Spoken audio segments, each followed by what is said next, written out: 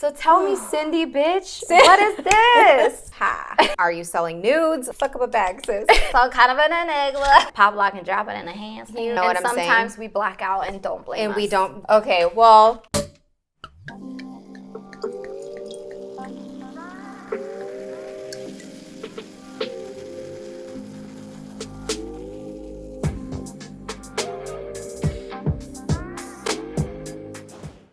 Hi everyone, welcome back to Bottle Girl Diaries. For those of you who don't know me, my name is Cindy Diior, currently a bottle server in the Las Vegas industry, obviously before the shutdown.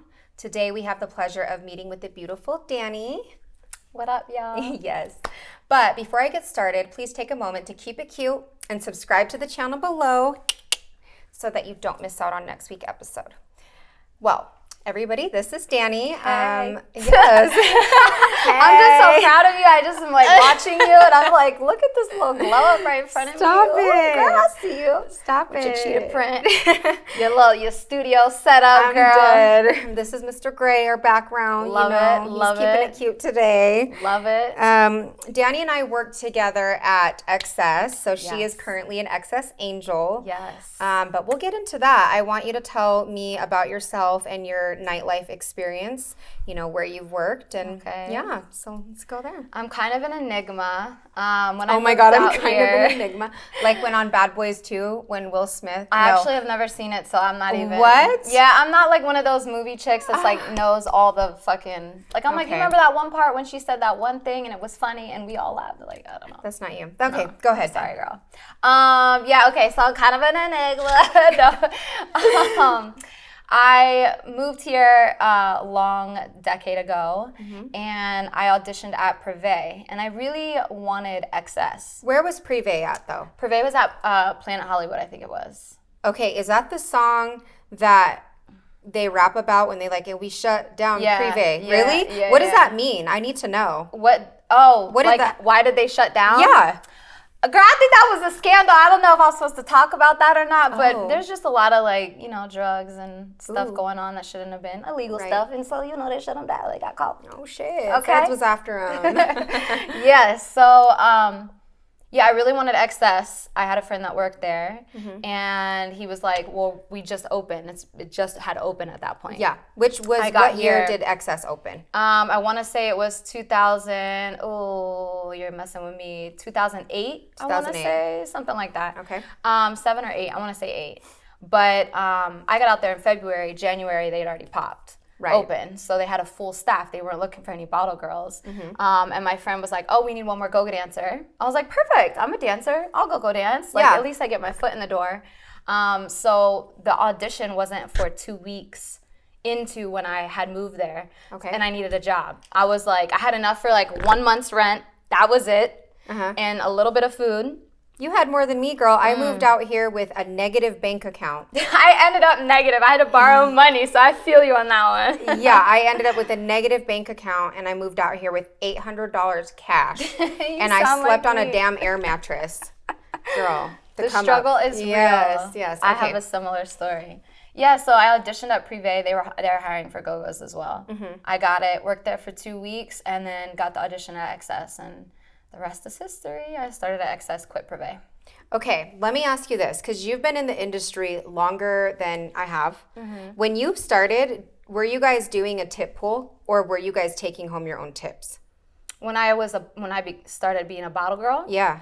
Were we pulling or taking home? Oh, no. It was always a pool house. Okay. Yeah. So basically a pooled house, for those of you who don't know, is all the money goes into like just one pot, and then it's split evenly amongst the waitresses, and we tip out the bussers a percentage, the bartenders, you know, and so on. Keeps things somewhat fair. Keep things fair. I like it though. I feel like too. it creates more of a dynamic of teamwork. Yeah. Then again, we have those lazy girls who don't want to do shit. Yeah, there's a lot of them too, girl. I mean, we all have our moments, but you know.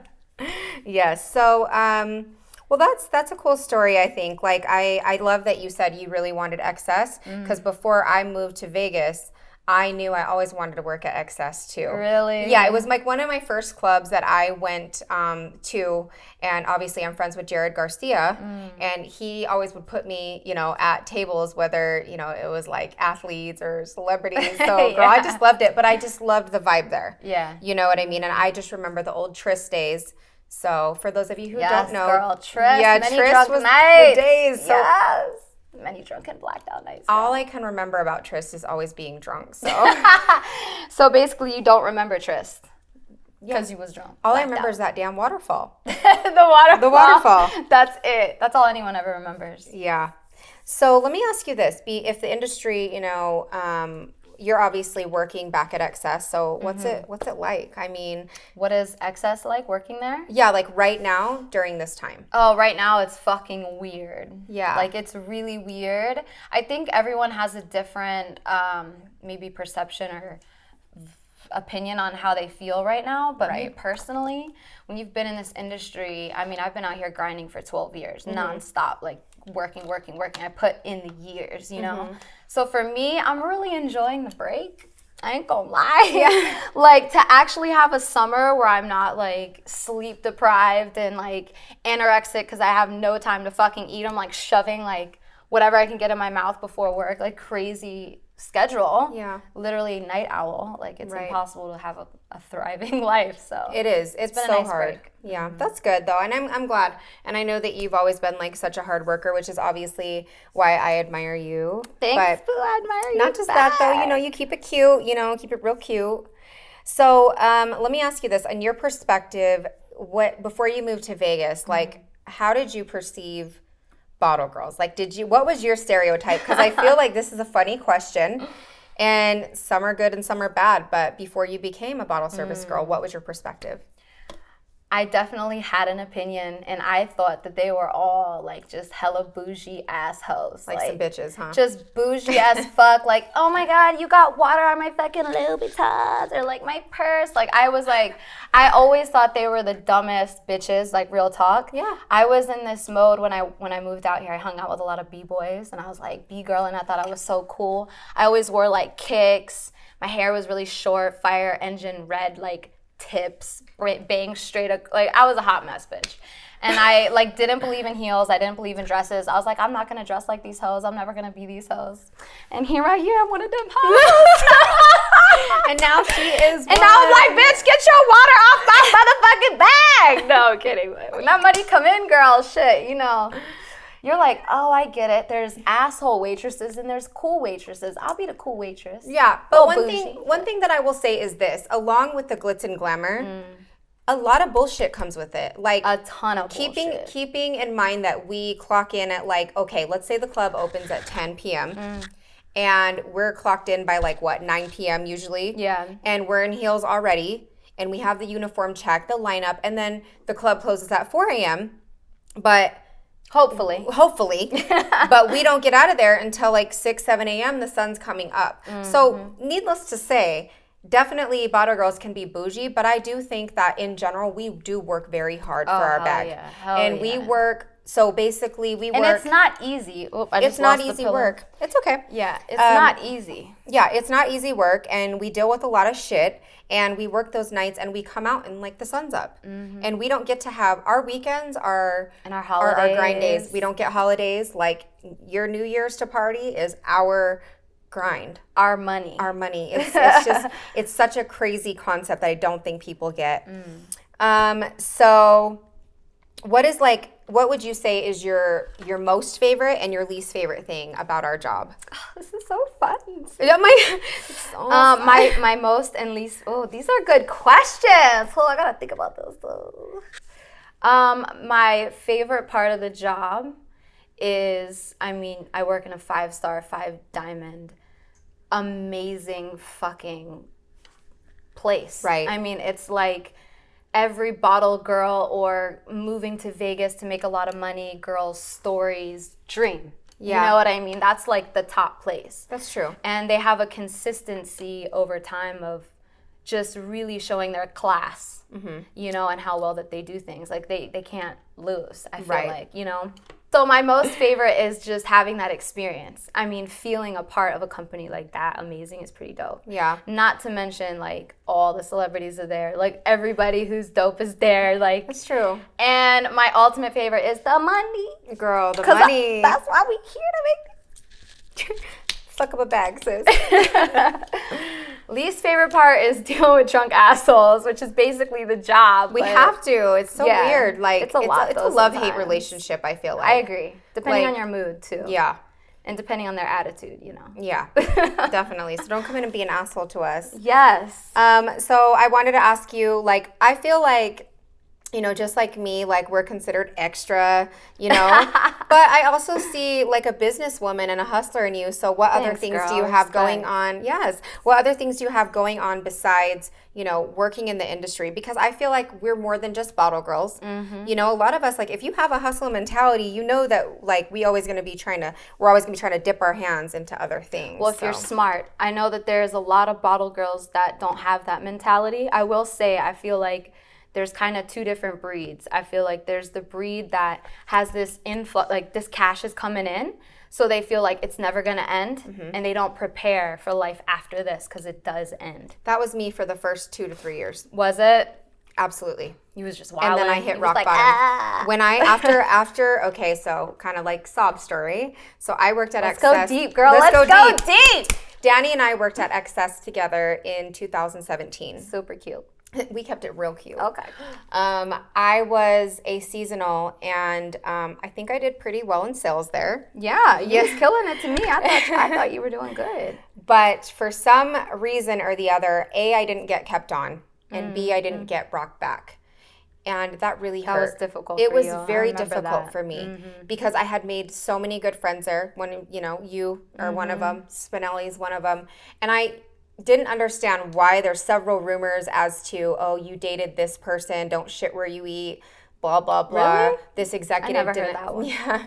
I stay out of the, like, real gossip. Yeah. Though. This executive didn't like you, blah, blah, blah, you know. And I made so much money that year, but I barely saved. So that's where you say, like, I didn't because we were going out a lot. We were going, like, out at least once a week. Yeah. I was dating somebody in the industry at the time. And it's hard to be disciplined. I was just being very stupid, reckless, like chasing him around. And for what? You know, for what? Don't chase these dudes. No. Chase these bads. Right. Female. Okay. Sorry, I hit the mics. No, my bad. I gotta remember those. So, yeah, with that being said, you made a very good point about girls not preparing for, you know, the next step. So with that being said, what side hustles or businesses do you have going on? Well, I was able to save up, be disciplined. I was that other part of the bunch that really was smart with my money and knew, like, yo, this is a big deal. You know, I need to tighten up on this. I saved up enough money to start my own retail store back in 2013. I've had it for 7 years now. I'm very proud of her. And where's she She's at? my baby. In my hometown, Virginia Beach, Virginia. It's a premium vapor boutique, 3,000 square foot, beautiful store. It's my kid. I don't have a kid. That's my kid currently. So yeah, it's a premium vapor boutique, and I have a partner, and he's also my boyfriend, which is amazing. Yeah, to say the least. So yeah, and other than that, I mean, I model, I dance, I pop lock and drop it in the hands. You know, I turn up at Excess. You know, and I'm just trying to grow and evolve and find my happy girl. Yes, I'm happy for you, and I'm glad to hear that your, you know, shop's doing well, especially during these trying times. Yes. But the real reason I really wanted you to spill the tea today is because highlight the sip. Yeah. Take a sip. See, we're healthy. We're healthy. Okay. Okay. So obviously we see that a lot of girls have started Spinelli says it's getting real. It's getting good. A lot of girls have started an OnlyFans page. So yeah, you have obviously invested in this, and I want to know about it a little bit. I'm an open book. Yeah, that's what I love about you, because you're an open book. One thing that I don't like is girls that put on fronts like, I would never do that. It just bothers me. It's just like, keep it real. You know, we're in 2020. We need to not be in a no judgment zone. Times are hard, and people are gonna try to make their money. I mean, and to each their own. To each their own. To each their own. Right. You know? Like let people live. So I want to know about your OnlyFans. Like, have you been able to do well with that? Are you selling nudes? Like, I need to know. She said, what's the T? The capital T, I'm gonna subscribe. Capital T. Yeah, so it's weird. You know, for the longest time, I kind of heard about OnlyFans, but didn't really understand what it was. And then the next phase was, I just thought it was a porn site, like for porn stars. Absolutely. And I think that's where the stigma is that OnlyFans, people think it's just like a Pornhub site. Just a porn site, right? Yeah. Then come to find out, I have like an entrepreneurial brain. Right. Like I'm always like thinking beyond, I feel like what the normal person would think. Right. And so I just said, you know, I keep seeing this shit. Beyonce is fucking singing about it. Let me just see what this is about. You know what I mean? Beyonce sings about it, we need to figure it out. I just want to google.com. So Right. Once I opened it and I was able to see what it offered and what it was, I was like, yo, this could be really cool, you know? Right. So going into it, I was a little worried, slightly worried. What are people gonna think? But then I just said to myself, you know what? Like, I'm just so open sexually. Yeah. I'm very comfortable in my own skin. I mean, I've been Right. dancing since I was a little girl, half naked since I was a little girl. Like, Right. for me, it's nothing different. Right. And I just don't really care at the end of the day what anybody thinks. And I wanted to see if I can make some bags from it. Right. So to spill the capital T, in my first month, I made 3 racks. Okay, bitch. Yes. You know what I'm saying? Yes. No nudity. Okay. No topless. Yes. That's the first month. I'm in my second month now. And I'm doing good, but it's not like the first month. Right. So it's a lot of like constant hustle, and you have to constantly be creating.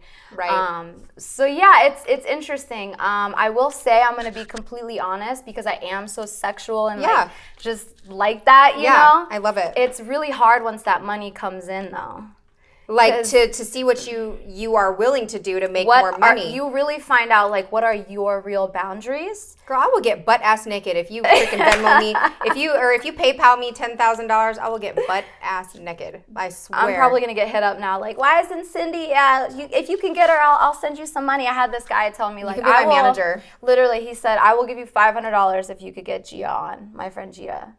I was like, $500? Okay, cool. And he's like, and I'll give you $200 to twerk. I was like, done and done. But she was like, no, bitch, I'm trying to be a corporate hoe. So oh my God, I'm trying to be a corporate hoe. I'm dead. I love it. So yeah, you should get on there. But yeah, it's hard because I had that moment where I was like, I could really just let this go further. Yeah. But I caught myself because I am a business owner. Yep. And because I feel like I do want to still represent myself in a respectful manner that's comfortable for my boundaries. Right. I don't judge others, and to each their own. Yeah.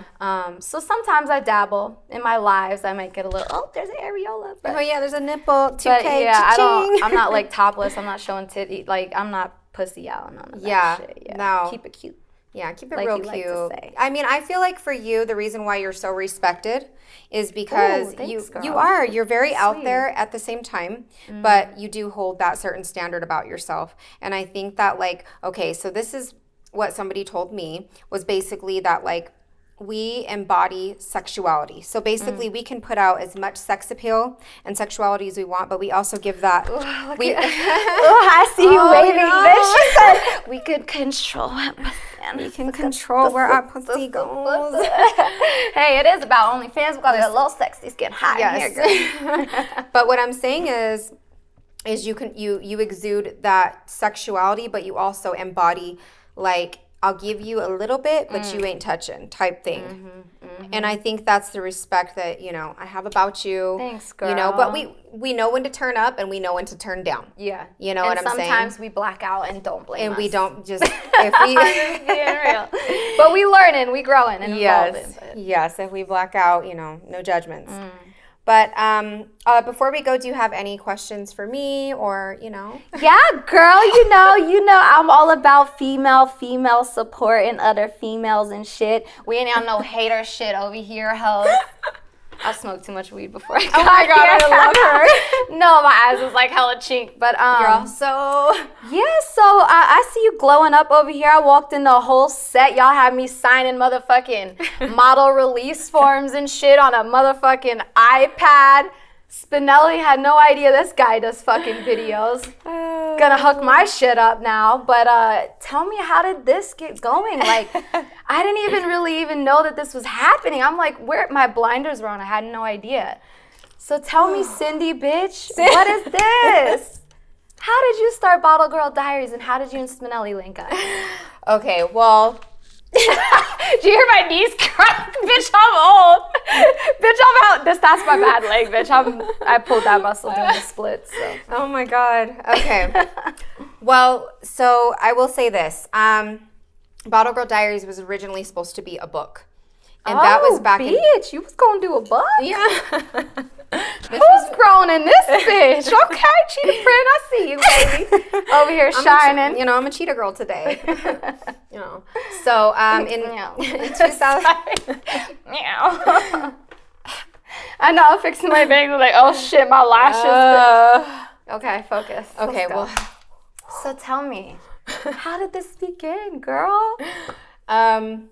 Okay, so in 2018, when I was working at Apex after I wasn't rehired at XS. I hate that. I really do. I was genuinely one of those people like, how? She did good. Right. I don't know really all of that, so. We won't go there. It's okay. It's in the past. You on the boss shit now with your set, bitch. So I was going to write a book. And basically, I met with somebody who he's very wealthy, and he did at one point maybe want to invest in me. But he said, you need to go on GoDaddy.com and register BottleGirlDiaries.com as your domain name so nobody can take it. So I did that. I started typing a book last year. Typing. Oh, cute. Okay. But girl, it wasn't cute. It was taking so long to type 3 chapters, and I was like, fuck this shit. It's hard, to write a book. And so let me ask you a question. Was it going to be a book, like a fictional, non-fictional? Like, was it, what was it going to be about? It was stories? Mostly stories, but mostly like my life story, how I got here, things that I've been through, things that I've overcame, and my experience in the nightlife industry.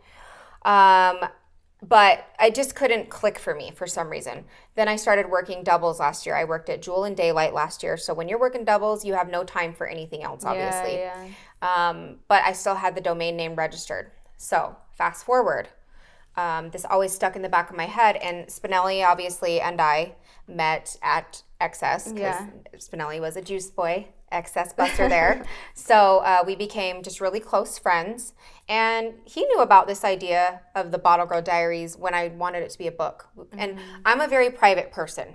So I don't speak on anything until I know I'm ready to launch it or really just like that it's a finished product. And the reason for that being is just in case I decide not to go through with it or whatever it may be. I'm very secret about I'm very all about the work in silence and then let success be the noise type thing. That's actually something I've learned recently because I've done so many projects with so many different people that didn't work out. It looks almost as if you're lazy or you just didn't have the will to do it. Right. When in all actuality, there's so many other factors that go into it. Yep. So that's a really smart way to...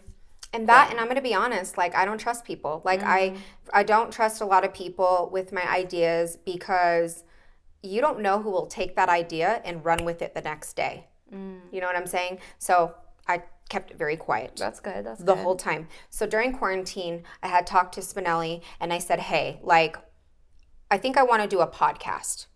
So I started Googling, YouTubing and watching how to start a podcast, studying all kinds of people, Joe Rogan, Jay Shetty, all these people. And that just didn't click for me either. I didn't like it. I didn't want to have to download Zencaster. Cute, I like this story. We keep it cute sometimes. Take a sip. Cheetah girl over here. But I didn't want to download all the certain websites in order to do the podcast. I don't know. It just didn't fit. Then I was I started watching this girl on YouTube and I really loved her channel. And she goes through, this is the equipment that you need to start with. And you're like, okay. So then I start adding that shit to my Amazon cart. Well, I call Spinelli and I'm like, hey, like, I think I want to do this. He's like, so why haven't you done it? He's like, you've been talking about this for like 2 years. Like, why haven't you made the jump? And I'm like, well, the YouTube equipment is really expensive and we're not working right now, because this was obviously after I had gotten laid off from Hakkasan Group and Jewel, because obviously the shutdown, right? Oh, that's right. Okay, right. Yeah. So he's like, okay. And he's like, well, what equipment do you need? So I start telling him, you need this camera, this lighting, I need a backdrop, I need this, that, and the other. And he's like, okay, you need to come to my house and see what's up. So he has this whole studio. Oh, shit. And lets me know that in his previous years, before he started working in the nightclub industry, he was a videographer, you know, he did photography. That's so crazy how it just kind of came together. And I felt like, I don't think anybody comes into your life as a coincidence. I think that he came into my life years before, because this seed was already planted in me. You know what I'm saying? Yeah. And it was just a matter of figuring Preach! out. Woo! You know? Holy Spirit that lifted. You know? Wow, wow, wow, wow, wow. So, but yeah, so that's kind of how it came about. And to be honest, like the first time that we recorded, I loathed it. I hated my outfit. I hated my hair. It's a whole nother story when you see yourself on camera. Oh my gosh. And when you're by yourself, because there's tons of YouTubers out there who are makeup girls, but they have props to use, right? But when it's just you and the camera, I was so camera shy, which is weird because I'm not afraid to speak to people. I've been in front of an audience my whole life. I was also a dancer. I was also a go-go dancer. So like, just to be in front of the camera, I'm just like, and so to be honest with you, the Bottle Girl Diaries, like our first episode, complete wash. We didn't even launch it. So then I said, let me figure some more shit out. Let me like study some more things on cinematography. Like, let me get very comfortable. And in 3 weeks, let's revisit this. So we did. And then my first interview was obviously my friend Masha. And then it went from there. Even when I watched like the first episodes, I'm like, I was like, what was I thinking? What was I wearing? My backdrop was black. Like, you know, but you learn as you go and you have to enjoy the beauty of that process, you know? I always tell people, I'm like, don't judge until you do it, because you really have no idea. Like, being behind a camera is just a whole nother world. Right. You're like, oh, I can't, or I can, or I could do it better. And then these lights are on you and you're actually under that pressure. It's a whole nother universe. Right. And believe it or not, when I finally like launched it, a lot of girls in the industry wrote me. It was like, oh my gosh, I had no idea that you were doing this. This is something I wanted to do, but I just wasn't sure how to get started. I'm like, I understand. I understand your fear. I understand your doubt. And I understand like being afraid of like what people are going to think, you know, but I don't care. This is my vision. I'm going to keep going forward until like I know if it's not right for me or if it is, you know, sky's the limit. So I'm like, listen. I love that. I'm so proud of you, girl. Thank you. Yes, queen. Thanks, boo. Over here, LLC and host. Yeah. Boss you know, bitches. Yes. Pretty soon gonna have my own studio and a backdrop. Okay. And your girl gonna come by to a film. What's up? Never know. We're gonna have Ratchet Hour, wine o'clock, Ratchet Hour. Yes, we need to. Absolutely. Where we spill the real tea. Yes. Just kidding. Well, before we go, what's the best advice that you can give anybody who kind of feels stuck right now because they don't know what they're going to do next, and we don't know when we're going to be able to go back to work? Like, you're obviously I'm very grateful to hear, or I'm very thankful to hear that you guys have your job, because I want to see my friends do well, but of course, you know, I don't know what's going to happen. Yeah. So. My best advice right now is just a lot of self-love and a lot of mental health check-ins. I think that's the core of how your life can sway good or bad. So I think it's really important to check in with yourself and to check in, make sure mentally you're doing all right. Reach out to others if that's not the case. I'm a big advocate on that stuff. And I think just continuously taking care of yourself. I went through a period of this like quarantine thing where I kind of, you know, there's no nail salons, no hair, so like everything shut down. So you kind of naturally just like let yourself be free. Yeah. And it was really awesome. But I also realized like I got to a point that I was like, yo, reel it back, B, because, you know, you get so comfortable and it can kind of bring you a little bit down. Like, is this ever going to end? And then you're in this weird place. Right. So keep working out, keep grinding, keep eating healthy. Yes. Keep talking to people, FaceTiming people, like stay interactive, stay checking in on your mental health. And That's everything that's going to get you through. And just be very financially disciplined. Yep. Mm-hmm. Well, I appreciate you coming on today. I appreciate you having me. I'm so proud of you. Yes. I cannot wait to watch you bloom and blossom and flourish and all of those wonderful things. I think you're doing a great job. I watched when you told me about it, I actually was like, what the fuck? And then I went to your YouTube and I started watching a few videos, and I'm very impressed by you. I think you're killing it. If you have any doubt or any fear, just keep pushing through, because it's all about hard work. Thank you, That's boo. what gets you far. And well, you inspire me too, so, you know. Thanks, lover. So before we go, one thing that you're very famous for is your dancing and twerking. Oh. So I'm famous? Where the money at? I know, right? Okay. Well, thank you for tuning in to another episode of Bottle Girl Diaries. Please don't forget to keep it cute and give this video a thumbs up. Don't forget to hit that subscribe button and drop a comment below. Let me know what you guys would like to see featured on our next episodes. For sneak peeks throughout the week of what we have coming up, don't forget to follow us on Instagram at Bottle Girl Diaries Official, or my personal page at I am Cindy Nansiri. So beautiful. Oh, thank you, boo. And I will see you guys next time. Bye. Bye, y'all. Bye. Hey. Yes. Yes. Yes. Okay. Fuck it up. Fuck it up. Give me some ones, Denali. Give me some ones. Give me hundreds. Oh. Oh. Oh.